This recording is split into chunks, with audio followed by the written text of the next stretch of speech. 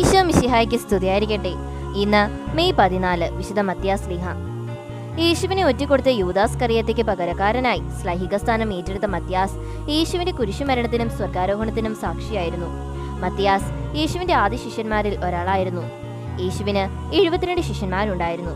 അവരിൽ 12 പേർക്ക് മാത്രമായിരുന്നു ശ്ലൈഹിക പദവി ഉണ്ടായിരുന്നത്.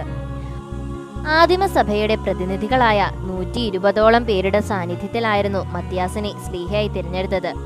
പത്രോസ് ആയിരുന്നു തിരഞ്ഞെടുപ്പിന് നേതൃത്വം നൽകിയത്. ഈ സംഭവം ബൈബിളിൽ നടപടി പുസ്തകത്തിൽ വിവരിക്കുന്നുണ്ട്. യൂദാസ് മരിച്ച സംഭവം പത്രോസ് എല്ലാവരെയും അറിയിച്ചു. പകരക്കാരനായി മറ്റൊരു ശ്ലീഹായി തിരഞ്ഞെടുക്കണമെന്നായിരുന്നു. 2 പേരെയാണ് കൂടുതൽ പേരും നിർദ്ദേശിച്ചത്. മത്തിയാസും യൗസേബ് ബെർസായുമായിരുന്നു ആ 2 പേർ. ഒടുവിൽ അവർക്ക് കുറിയിട്ടു. മത്തിയാസിന്റെ പേര് കിട്ടി. അവന് ശ്ലീഹ പദവി കൊടുക്കുകയും ചെയ്തു. മത്തിയാസ് എന്ന പദത്തിന്റെ അർത്ഥം യഹോവയുടെ ദാനം എന്നാണ്. യൂദാസിന് പകരക്കാരനായി ദൈവം സഭയ്ക്ക് നൽകിയ ദാനമായിരുന്നു മത്തിയാസ്. പാലസ്തീനയിൽ വെച്ചാണ് മത്തിയാസ് കൊല്ലപ്പെട്ടത്. മോശയുടെ നിയമത്തിന്റെ ശത്രുവെന്ന് ആരോപിച്ച് യഹൂദന്മാർ അവനെ കല്ലെറിഞ്ഞായിരുന്നു കൊന്നത്.